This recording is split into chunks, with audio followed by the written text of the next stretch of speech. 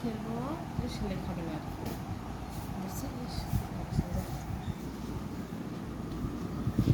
এখনকার ঢেঁড়সগুলো না ইয়া শক্ত শক্ত।